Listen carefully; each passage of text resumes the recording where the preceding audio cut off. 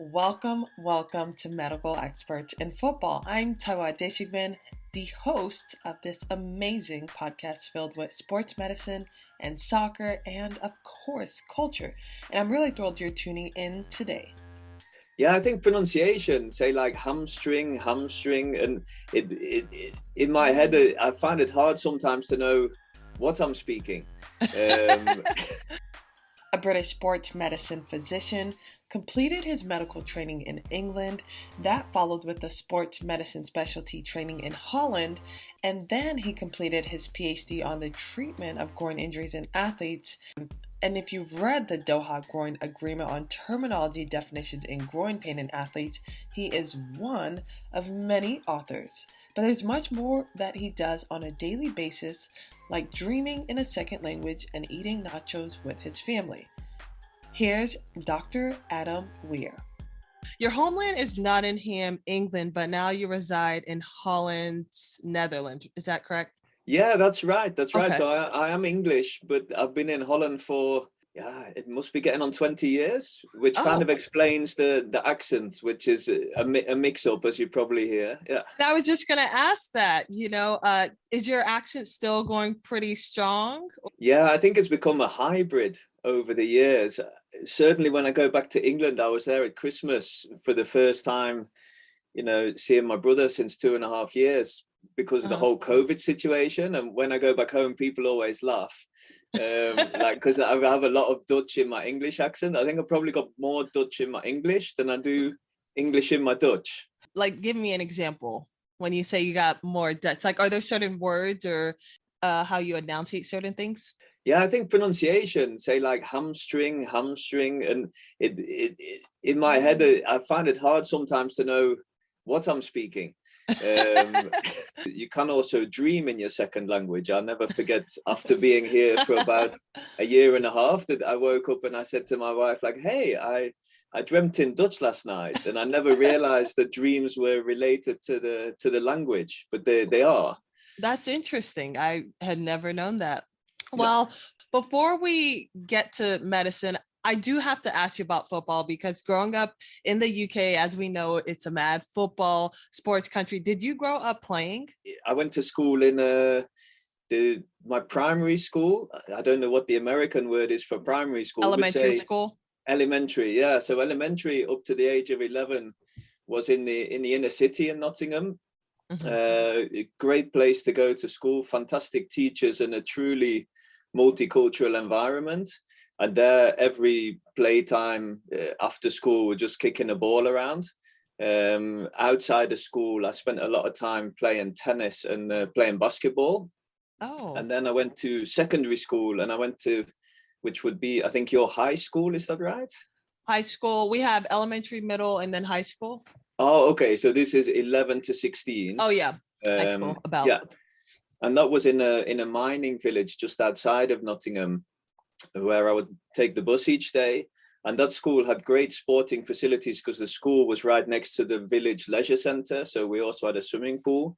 Mm-hmm. But basically physical education classes most of the year round was football or rugby. So, and then on Sundays, we would play football, kids and dads go down to the park, jumpers for goalposts, and I have really fond memories of those days. So nothing professional, no strips, anything like that. But I've played a lot of football and always been fanatical but rubbish, I would describe myself. Well, if a tourist were to visit Nottingham, what is one naturistic place you'd recommend them to visit? And then give me a recommendation for the best meal that they should have when they're there. I mean, if I flip it around, Taiwo, and I say Nottingham, what things pop into your head? Because it's famous for a few things. Do you have any associations with Nottingham yourself? Oh, you're testing me. This is not normal. I went to the UK. I was in the city called Woolwich. So I don't know how far that is from Nottingham. But I'll be honest with you. I don't really have any meals that really jumped out that I ate there, because I felt like everything was more like Americanized, or it just wasn't completely authentic. Or let me say that when I lived in Sweden, it just felt like I was always eating cold potatoes or like fish. It's like, I want some hot food. I don't know if you've been to the state, but we have like nachos. It's fattening. It has all the good stuff in it. Do you guys have that? Yeah, and nacho is one of our favorite family meals. And Oh, our kids are quite proficient at cooking that. We call it the nacho oven dish, where we'll make okay. like a vegetarian base, put some nacho chips on that and sprinkle that with cheese and put it in the oven. In fact, we might well eat that this evening. So Okay. I do love the nachos, but I'm not going to try and convince you that's English or I know Dutch. it's not. And coming back to Nottingham, I mean, worldwide, Nottingham is probably most famous for Robin Hood. And it's where Robin Hood, the legend of Robin Hood, came from. There's still ongoing discussion as to whether or not he really existed. And there's been a lot of films about Robin Hood, probably the most famous one with Kevin Costner and Morgan Freeman. Yeah. And so we get a lot of tourists in Nottingham. They come there from the US in particular. And I remember we used to go and hang out and also play some football. There was a great grass field outside the castle, and people would turn up and, excuse my US accent, but they would be like, yo, where's the castle? And the one from the movie. And we would say, well, the real castle got blown up in a war in the Middle Ages. And is replaced by just a nice white stately home on a rock above the town. And the castles that are portrayed in the films aren't in Nottingham. So for sure, Nottingham Castle is worth a visit, and it's just been renovated. Okay. But it's not a medieval castle like you'd see in the real Robin Hood film. So Well, worth that's a good to visit. know. But, That's good to know when I go but there. I yeah, will have to avoid check. disappointments. Yeah. Yeah, exactly. Exactly. Well, I do have to ask you because remember you exchanged an email with me and said, sometimes you're going surfing. And I thought, where the heck in Europe did you learn how to surf? And how are you surfing when it's only warm like 2 months of the year? So to start with the last one, you just got to have a good wetsuit. Uh-huh. And to be honest with you, I don't surf in the winter here either. Often for me, and I go with my daughters, the waves will be too big and too rough out in the North Sea midwinter, and your feet just freeze off. So I am a bit of a good weather surfer. But I learned as a kid. We went down to Cornwall. I used to take the bus. It's about an 8-hour journey to a place called Newquay, which is on the southern western tip of the UK, and that gets the Gulf Stream and some Atlantic swell, and has fantastic sandy beaches. They do have some real surfing competitions there. Yeah, don't misunderstand me that I can surf well, but I do enjoy just hanging out, being in the water, being active, trying to catch some waves. I fall off more than I ride for sure, and over the years, I'm approaching 50. I'm just getting stiffer and stiffer. So my pop is just suffering in terms of lack of mobility. Yeah. Well, what? I'll have to YouTube and see how Brits do surfing, because I can think of, people in South Africa being great surfers. So I might compare videos and see where you guys are lacking. Well, Adam, we got to get into sports medicine, because I know that some listeners are like, I want to hear what he has to say and not what else I'm curious about. Now, when I looked at your history, it just seems like you were a doctor on a mission. You went from medical training in the UK to Holland for your sports medicine specialty. And then 2011, you received your PhD on the treatment of groin injuries in athletes. Before starting medical school, what did you envision doing with a medical degree? Interestingly enough, I wanted to be a psychiatrist. I read Anthony Sachs, the man who mistook his wife for a hat, and I was Oliver Sacks, sorry, and I was completely intrigued by the brain, psychiatry, all the kind of the mysteries of the mind, and I really thought, I'll want to be a psychiatrist. And in the fourth year of medical school, we had some different rotations, and I rotated through psychiatry in a closed ward. I found it incredibly depressing. The people were locked up in a fairly miserable and manky environment where everything was kind of broken and dirty and just sitting around smoking cigarettes all day. And I thought, like, gosh, if you're mentally ill, this environment isn't going to help you to get better, and they could order takeaway curries, and the local curry house hid drugs in their curry, and it was. Yeah. I just really thought like this is a sort of a sick making environment, not an environment where people get better. And to be honest, that really shocked me. And I tried to do some gardening with them and went jogging with them because I've always enjoyed being active. And I thought, get them out and take them for a run, and maybe that'll help them feel better. Yeah. And the next rotation that we did, I elected to do 7 weeks of sports medicine, and basically never looked back. Yeah, a man on a mission. I don't know. That's. Yeah. I've also had a lot of good fortune and a lot of good opportunities that come my way, but I was sold immediately. And then, what about sports medicine were you sold on? I think working with active people. In a lot of medical specialties, you work with behavioral change, and you're trying to help people perhaps do more than they currently do. So, if you work with obesity or something, you might try and be working to get patients to be more active. The majority of patients I would see in clinic would like to be more active than they can be. So it's like a reverse situation, and you meet all kinds of inspiring folks. It's a kind of, it's an exaggeration to say you get energy from all your patients, but certainly, the last few weeks, I've seen people who've been cycling the European Divide Trail, that's 6,300 kilometers on a bike with a tent, or wanting to run all kinds of weird and wonderful trail runs, going all over the place with lots and lots of really cool ambitions, or just playing, lots of football players as well. So yeah, but that inspiration in sports medicine, I mean, you clearly wanted more because you then went to get a PhD. I guess, why did you feel the need to do that, and how has that helped you in your practice as a medical or sports medicine doctor?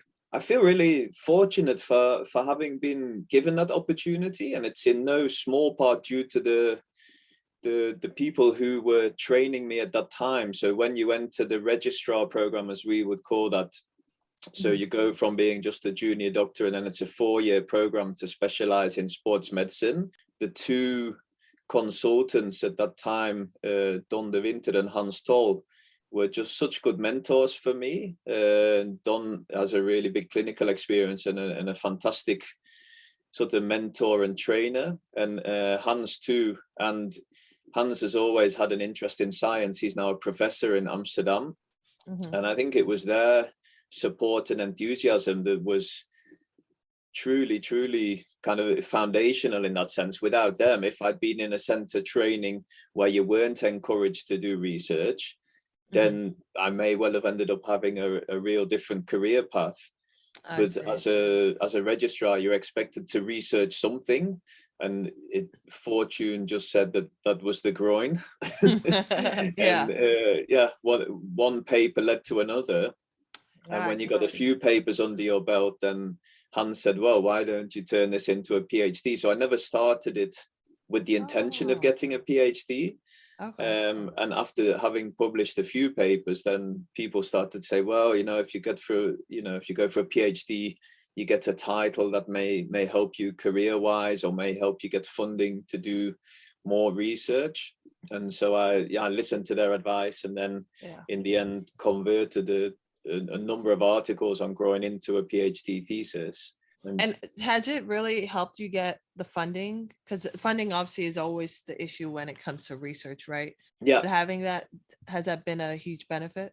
I don't think it's helped me get funding, because I didn't ever get, I've never had the $100,000 funding on groin research. But I think it was instrumental in me being invited to go and work at Aspertar in Qatar, the big sports. And we're going to get to that. I'm excited. Yeah. And at that time, end of 2012, Aspertar decided that they wanted to found a groin pain center, the Sports Groin Pain Center. Professor Per Hölmich from Denmark was the leader at that time, and he was coming in and out from Copenhagen a number of times a year to set up and establish the center together with the staff who were already there. And they were looking for kind of a right-hand man. And with me having a PhD in groin injuries, I was considered to be a good candidate and fortunate enough to get the job when we moved out there at the start of 2013. Okay.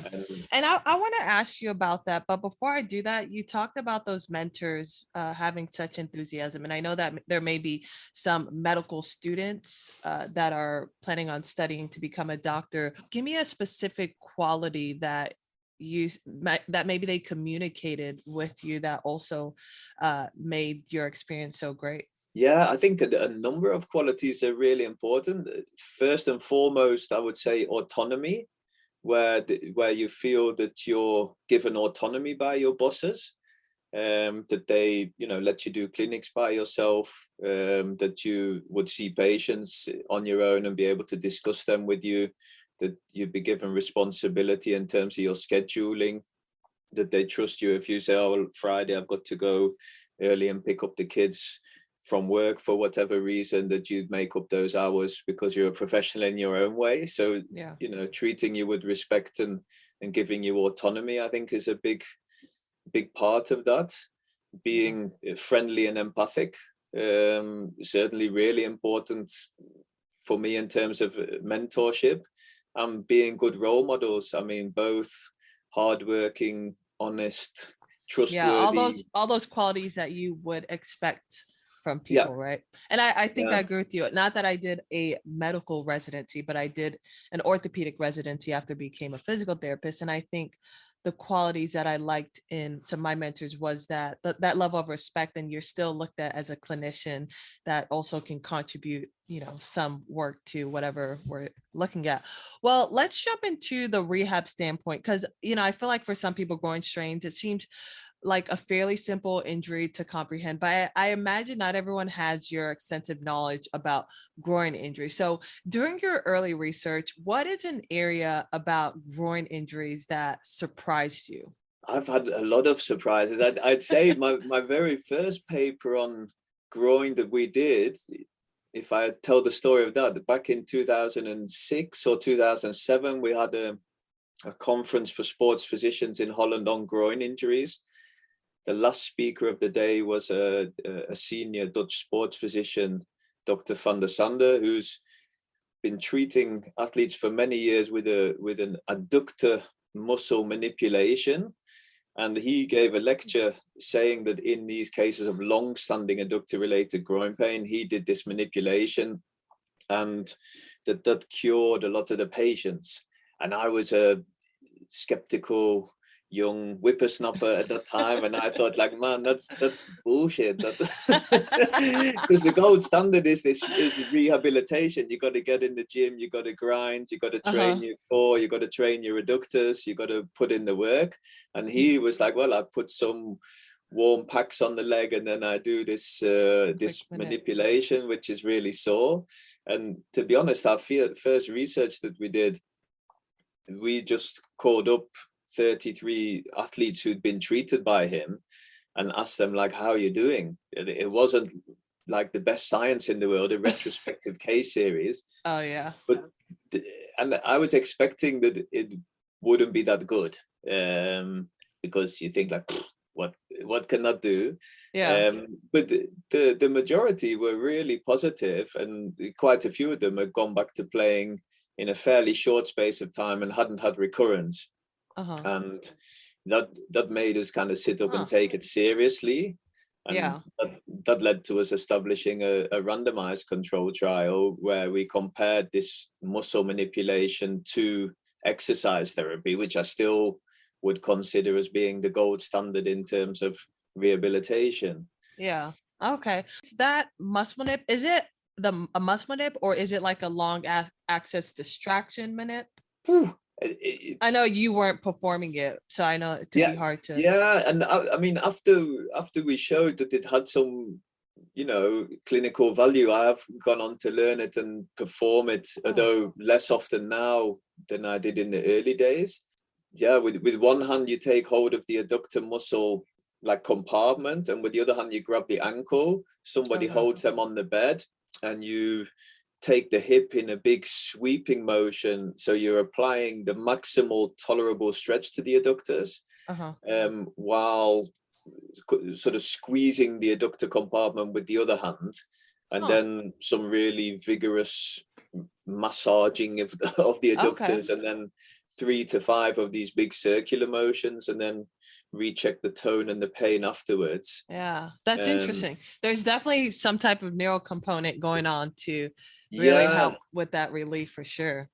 And I've been fascinated as to what the underlying mechanism may be. I went to Finland to Jyväskylä to look at a muscle tone measuring machine. I went to Estonia, to Tallinn, to get this machine called the Myoton that measures muscle tone, to measure it pre and post manipulation. So that's like where the your clinical vision and then this scientific like nerdiness kicks in. That you say, I was gonna say, man, you are a man on a mission. Well, you were also a man on the mission to be the lead author of the Doha Agreement for medical providers. It is a consensus statement about the terminology for groin pain in athletes. And I'm just curious, because I imagine this was a long project your team worked on. Looking back, what was the most fulfilling aspect about that project for you? Because it's certainly something that, I still, use today when I'm kind of trying to decipher, is it pubic, is it adductor, iliopsoas? What has fulfilled you most about that whole project?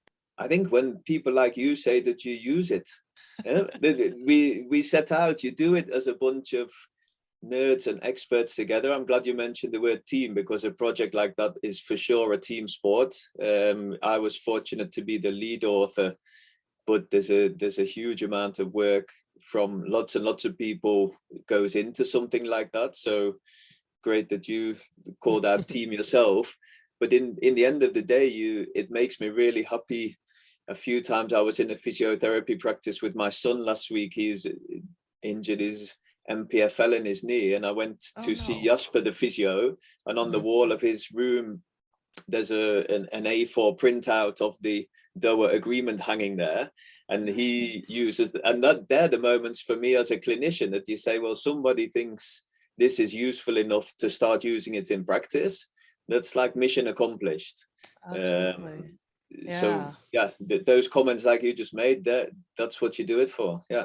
Well, yes, I have to say, Americans, we do love all the work that's especially coming out of the British Sports Journal. I mean, I'm always amazed by that. And I'm so glad that, again, that you're on this episode so people can know the people behind all of this hard work. Well, we're going to talk specifically about, I don't know if it's the most recent article you've done, but it's the return to sport after criteria-based rehabilitation of acute adductor injuries in males. Now, I remember you did send me this link, and it was funny because I was like, let me check out this link. And I was like, I've already read this link before. So I said, cool.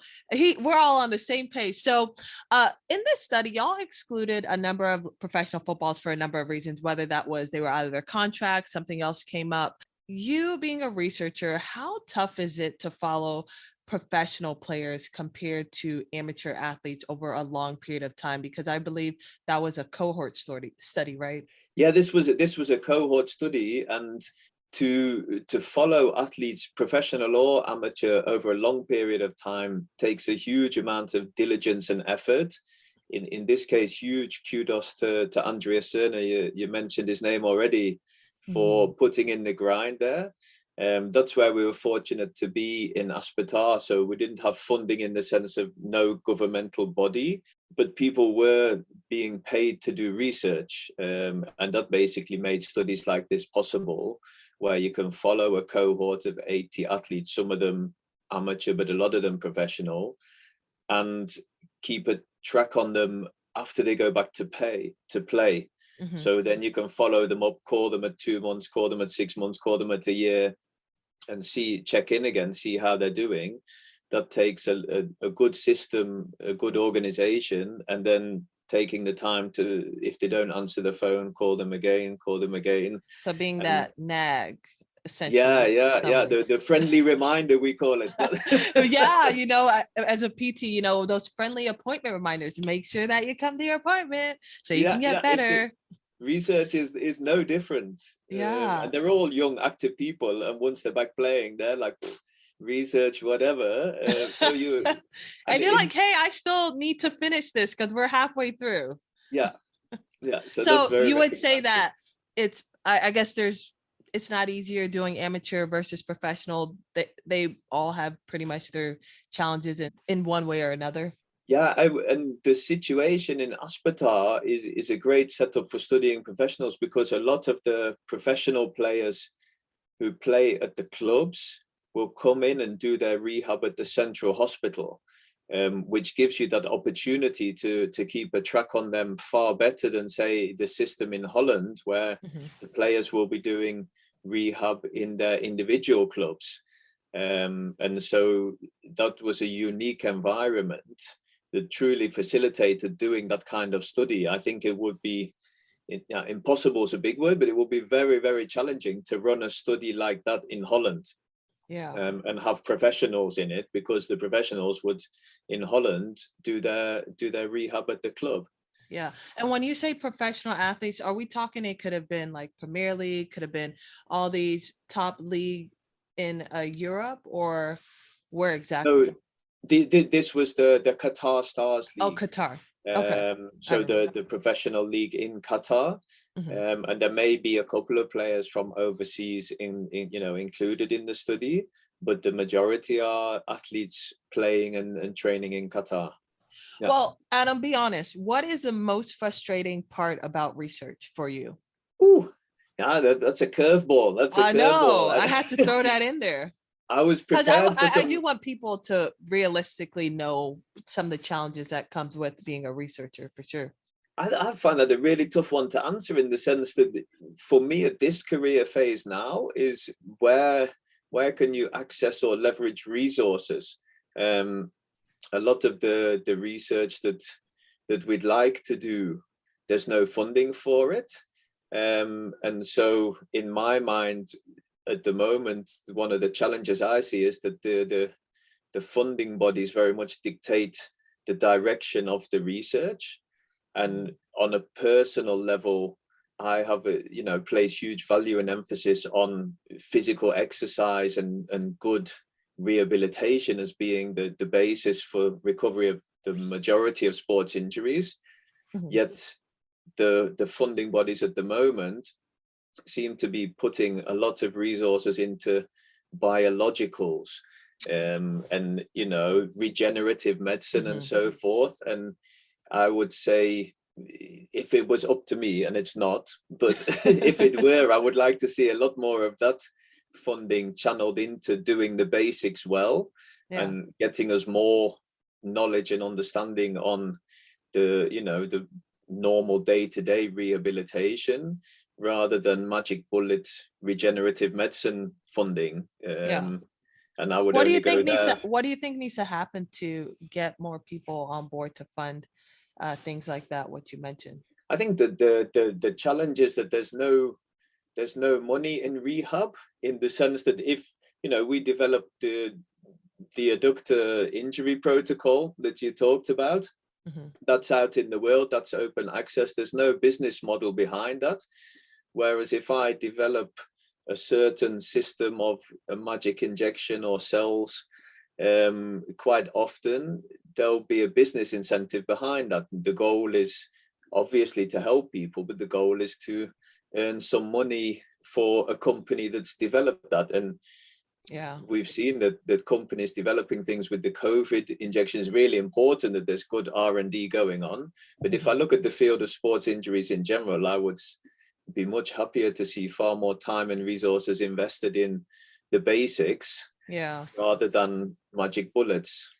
Absolutely. And you started to talk about that protocol, and I also wanted to talk about that sports criteria based rehabilitation.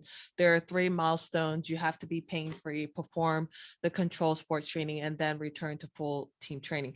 Interestingly, we're going back to the article with the Adductor kind of criteria. I'm curious because they said athletes who achieved the return to sport milestone 1, which was being pain-free, had statistically significant lower re-injury rate than athletes who did not.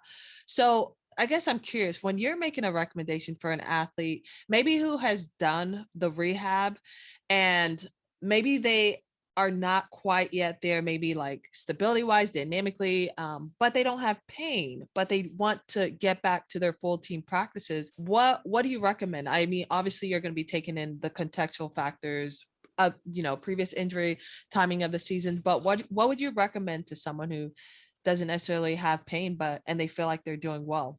Yeah, these are the conversations that we have every day. I would say, in terms of my house style, I'm not paternalistic, so I would see it as a conversation that you have. Normally, I mean, these players who didn't achieve becoming clinically pain-free and went back to play, that will normally be because of the contextual factors. There's a cup final, the coach really needs them, they'll weigh up that risk and then say, okay, well, it is the cup final, and afterwards we're off for the whole summer. So maybe I'm going to throw caution to the wind and give it a whirl, which is the reality of elite level sports. And I have no issue with that.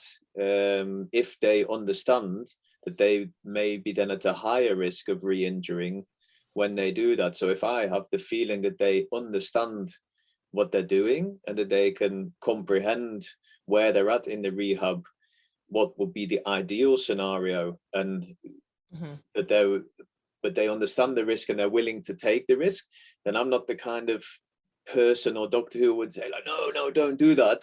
Yeah. They're professionals. It's a professional sports environment, and if they're comprehending and understanding and willing to accept the risk, then fair enough. And it remains a soft tissue injury. It's not a joint. In that sense, the long term, if they tear their adductor again, then yes, they will have to rehab again.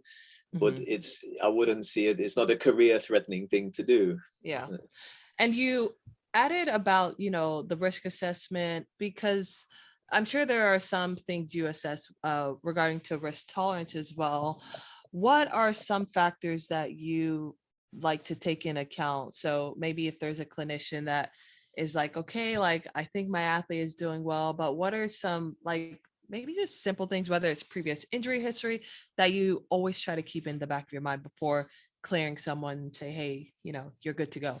We've looked at this as well in a research setting together with Ian Schreier from Canada, and that was a really cool, it was a tiny study, but a real eye-opener. And what we did with that one was ask people to put a number on it, because often we say you've got low risk, you've got high risk, but it's hard for clinicians to kind of do reasoning if you don't put a number on it. And what we did in that study was we had athletes who were coming back from a hamstring or an acute adductor, and independently of each other, we asked the sports physician to estimate what do you think is their risk of recurrence in the next 2 months, the treating sports physiotherapist, and the athlete themselves. So everyone knew where they were at in terms of recovery. Everyone knew the schedule for the next 2 months, like how many practices, how many matches. And then we asked the people, well, try and make an estimate of what you think the percentage risk is of recurrence. And I learned a couple of, I think, useful things for that. Firstly, is that people are really inclined to just do a point estimate, to say your risk is 10% or your risk is 20%. But actually people who work in insurance normally do a spread there. So where they're really good at estimating risk in the insurance sector. And they'll say, well, the risk is between 10 and 40 or 20 and 30. So the narrower that interval, the more confident you are that the risk is about that degree, the more uncertainty, the larger the interval will be. And that in general, the athletes estimate their risk to be way lower than the doctor or the physio. So the doctors or the physiotherapists may be saying, well, we think the risk is 30 to 50, and the athletes seem to be born optimists, like, it's 5 to 10%. And so it's easy to talk at cross purposes when you have these discussions, what I mean to be low risk. So in terms of having the conversation, I find it useful to try and put a number on it. And I'll generally say, like, well, I think now you're pretty much as good as you can be, and in the next 2 months we know that the risk of re-injuring will be between 10 and 15%. Or if someone still has some pain on palpation, still feeling it a little bit when they're doing the maximum resisted adduction testing, then for me that would bump up the risk in my head. If they have a really heavy schedule and they've been out for a while, they're not physically prepared, that will bump up the risk. If it's their third time having that injury, for sure, that will bump up the risk. Yeah. And then I'll try and force myself to put a figure on it, so that we're all making decisions on a kind of an agreed risk assessment. So then you might say, okay, well, I figured that your risk of re-injury is between 20 and 40% in the next 2 months. Okay. Gotcha. And then it's their call, it will be them together with the medical team at the club or together with the coach to decide, okay, well, that's fine for me. I'm happy to go back. That's a value judgment. Okay. That's good. I never thought of it that way, and that's funny you talk about how athletes underestimating their risk compared to medical providers, because when I was an athlete, I was definitely that one, like, I'm good to go. But with athletes, underestimating, I was also curious, going back to that study, was when I looked at all the exercises you guys took them through, you guys advise the athlete to perform it pain, I think level 2 out of 10 on that numerical pain scale. So athletes were the judge of what that was going to be. But I just am curious, because when I think about some amateur athletes, sometimes I'm like, well, do they really understand what a 2 out of 10 should feel? What type of cueing were you providing to the athletes to make sure that they really weren't overdoing it as they were progressing through their exercises? In general, I think that with most injuries that I work with outside the groin as well, we'll work with that pain controlled repetition maximum. And in the conversations that you have with recreational athletes, I would say to the athlete, it's fine if you feel the injured spot when you're exercising it. 0 is no pain, 10 is the maximum pain you can imagine, and feeling a 2 or a 3 says to me that you're training the injury. So you're going to train up that injured spot to be stronger and more loadable, which is what we want to achieve with rehab. So, in the language I use, I'll be actively encourage them to seek out the pain. And then in terms of how they can judge whether or not they've gone too heavy will also be what kind of reaction they have. So for me, I would always say, if you feel it the next day and you feel like it's a healthy training pain and that's gone within 24 hours, then you're in the sweet spot. If you don't feel any pain when you're rehabbing and you feel nothing the next day, probably you could go a bit harder and a bit heavier. And if you're feeling a nasty pain, or you're getting a reaction that's lasting 2-3 days, next time drop down your weight or drop down your reps a bit, until you're back in that sort of 2-3, feeling a very light pain while you're training, and then up to a day reaction afterwards. Yeah, that's good. And I really like that you kind of brought that progression, because I think, and sometimes it happens just within clinics, is that people think you shouldn't feel anything exercise. And sometimes clinicians will prescribe just three sets out of 10. And it's like, are we really fatiguing the muscle or the tendon, whatever we're working? And if we're not, then we're really not doing, or we're not at least being effective. So definitely some good clinical pearls. With the groin injury, you mentioned how you obviously have had, challenging patients. One of the toughest cases, I feel like, is always going to be that athlete who has maybe done the rehab, but they haven't seemed to fully, completely heal. As the sports medicine physician, because after they do the rehab, and if they're still struggling a little bit, they're coming back to you. What measures do you implement then, after maybe if they've, gone on 3 months doing the rehab very rigorously and consistently? What's next, do you think? Yeah, in general, I think patience is a virtue. So we've looked at a number of studies have looked at, say, for example, long-standing adductor related groin pain. So when you're going to do a thorough exercise kind of program, then the data out there would suggest that 4 or 5 months is not unusual.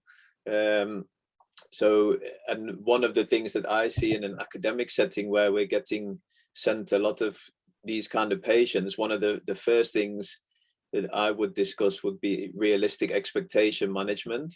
So an amateur player who's had issues on and off for a couple of seasons, maybe been out for 3 months, unable to play, if they're going to start rehab, right off the bat, they need to know there is no physio in the world that can fix you in 6 weeks.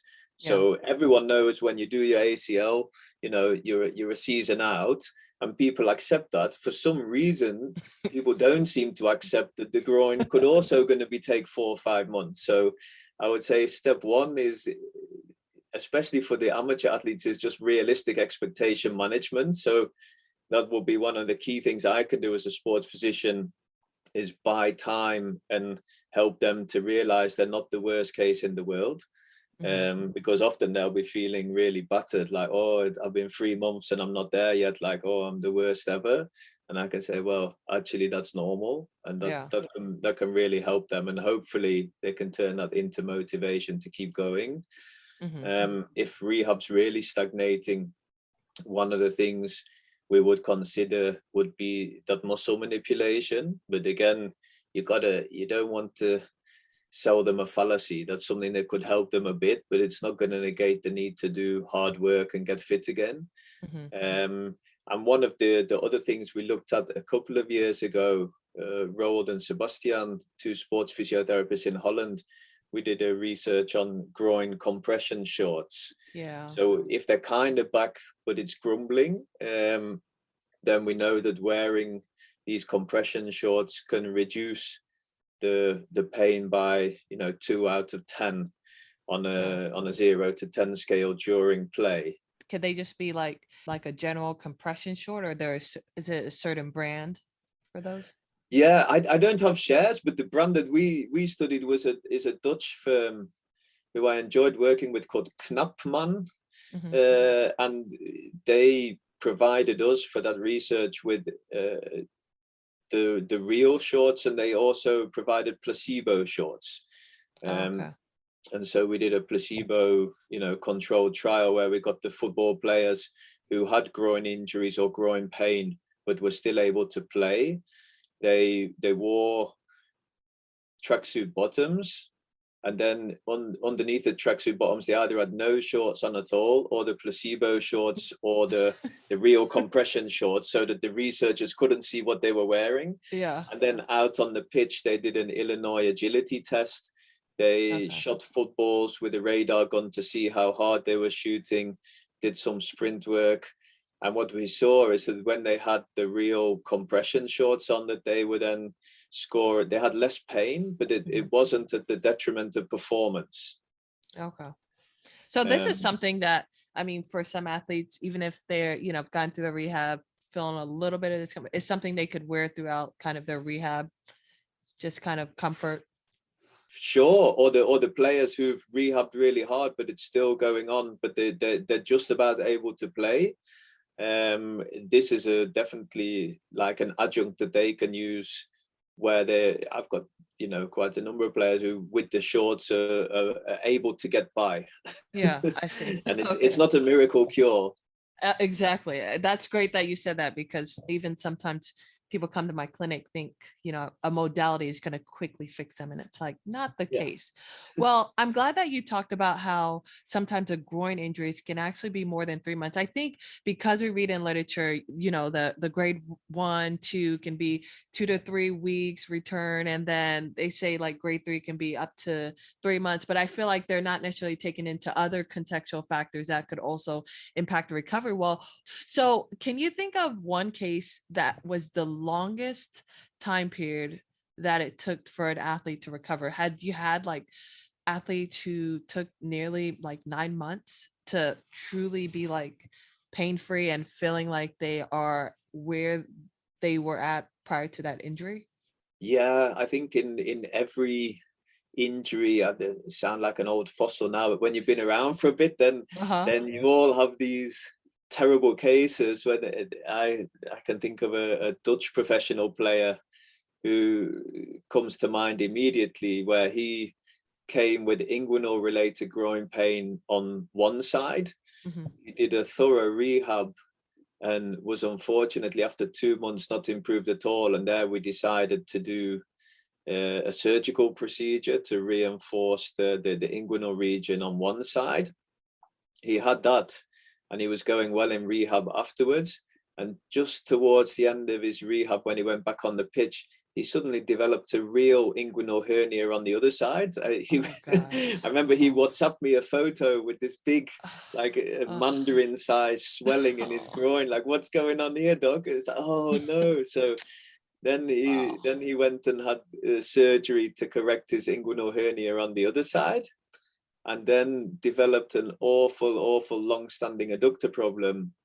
And in the academic hospital, we maybe do one adductor tenotomy a year or something, but he went on to be so restricted by his adductor, despite having all the rehab we could throw at him, that he ended up having an adductor tenotomy. Wow. Which is an incredibly rare procedure here in Holland. And so he was out for more than a whole season in the end, with one side, then the hernia, then the tenotomy, and but he was an incredibly positive guy, and kept his head above water throughout the whole process, and did go back to playing professionally again. Yeah. And can you remind me the reason why surgeons don't necessarily do the tenotomy as much? Is it that athletes don't truly gain that strength back, or? I think there's some cultural differences as well, because in other countries, I know that people would proceed to tenotomy a lot quicker. So there's not, the athletes here and the clubs or whatever, they're not asking for it. And I think over the years that we've become better and better at doing rehab well, so the need has reduced as well. The better you get at rehabbing, then the less failures that you will have. Yep. And also the reality is that a lot of amateur players, if they reach the point where they have to choose between either maybe choosing for another sport or someone gonna cut something in their groin, they just say, well, I'm gonna give up football and just go to the gym and do some bike riding. So a lot of them will just choose for an alternative sport at that stage. Yeah. Well, I know we're running out of time, but just real quick, we talked about kind of your research and all of that you've been doing, but you're also a physician. You're at the Erasmus University Hospital. And then I think you also work at another clinic, and I don't know if it's Haarlem. Can you just explain to me how you balance out your day? Because I imagine that there are going to be some medical students that are like, how do you do it all and have enough time to spend it with your family, your Dutch kids? How do you do it? It's one of the biggest challenges, I think, in any career is work-life balance. Our eldest child, Luke, he's nearly 18 now, and from the moment he was born, I've worked part-time. So I work 2 days in the academic hospital, Wednesday, Thursday. And I work Monday, Friday at the clinic here in Haarlem, close to where we live. Tuesday, today is my day off. Walk the dog, go to the gym, do podcasts with cool people from America, go shopping, cook the meal for tonight, the nacho oven dish we talked about. So I'm continually struggling myself in terms of knowing how much work to take on to accept, and trying to find the time to be a dad and hang out with the family. Yeah, absolutely. And then the research just comes in between all of that, right? Yeah. Wednesday afternoon in the academic hospital, I don't see patients, so I have some office hour time there where I'll try and meet with students, discuss papers, but most of the research happens in the evening or the weekend hours, and I try and work as efficiently as I can, and I enjoy it. So I don't see that like being a struggle or something terrible. It's also, for me, it's the juice. When you've done some research and students come up with some new ideas, or we've got new data, then I don't see it like, oh, I've got to look at that in the weekend. They'll be like, oh, I can look at their paper and help them with that. So that's not for me a burden. Yeah, that's awesome. That's how I actually feel working as a physical therapist and sports and injury journalist. I enjoy it. So all the time that I put into it, it's actually really fun. Well, on another note with students, this is the final stretch, 3 questions for medical students and to help them when they're going through school and afterwards. First, what advice could you provide to medical students who hope to balance out roles as a practicing physician and researcher? I think for me, practice has to come first. In early career phase, you've got to gain clinical experience. Certainly put that top of the list early on in your career, because then you can find something that you're interested in and you may be passionate about, and then that will fuel your interest to do research in that. So I would say if you're early phase sports physician, early phase physiotherapist, start by just seeing a ton of patients, building your clinical experience. Then when you say like, okay, well, this area really grips me, then maybe think about doing some research in that field that you got the passion for. Mm-hmm. And then secondly, Adam, I know you probably are going to feel uncomfortable me asking this, but what makes Adam so good at what he does, and how can other students take from some of those qualities that you have as a lead sports medicine physician? Oh, yeah, you're right. That makes me uncomfortable. For sure. That's the blowing your own trumpet thing is, I think, something that's hard. I know. Hard to do. I would hope that people who I work with would characterize me as being easygoing, reliable, and trustworthy, and being able to add some value. And in that sense, I've also invested in certain things that I do to upskill myself, and been also fortunate to have good mentors who've said like, oh, I think this would really suit you. Why don't you work on that a bit more? If you upskill in that area, you'll be able to add more value and maybe develop yourself there as well. So that's also sometimes external influences have played a role, and just putting in the time. And I would say I intentionally try and balance the work-life balance. I enjoy keeping fit and active myself, and doing cool things outside of work as well. That's interesting, because I feel like every medical provider that's been on my podcast, whether that's Tim Gabbett or whoever is, they all love to stay active, even me. Not that I'm like an elite athlete anymore, but being active just kind of keeps me in line too. So totally agree. Well, what's next for you? What do you still hope to accomplish? What do we got cranking out? Are we doing any research, just so my listeners can kind of know how they can follow, as well as stay up to date on all that you guys are doing there in Holland?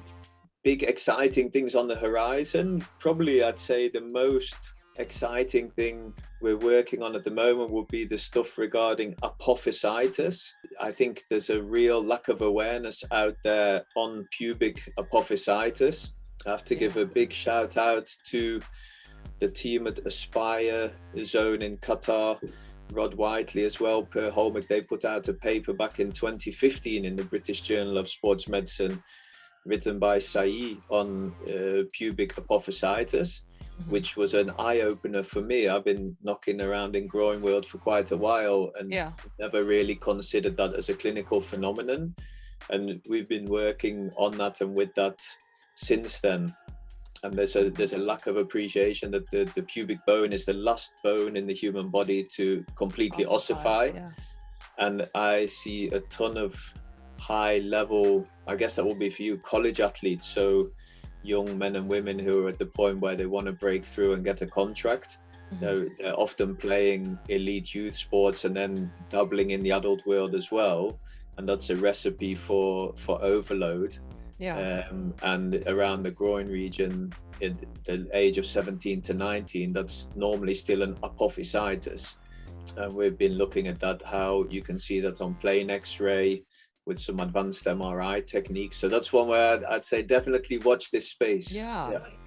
Interesting. I'll have to do my research, because that's not something that immediately pops in my mind when I think of groin related stuff. Well, Adam, no, I got to say Dr. Weir, because I feel like I can't leave without saying doctor. Well, doctor, I am so grateful again for you taking the time to do this with your incredibly busy schedule and your day off. Thank you for spending it with an American like me. And I know that my listeners will find a lot of what you talked about, from clinical experience, research, to everything in between, very helpful. Yeah, thanks. And thanks for having me on the show. I enjoyed listening to the back episodes, and I'll definitely put you in my podcast playlist from now on. So thanks for listening with Dr. Adam Weir. Now don't forget to rate and tell me your thoughts.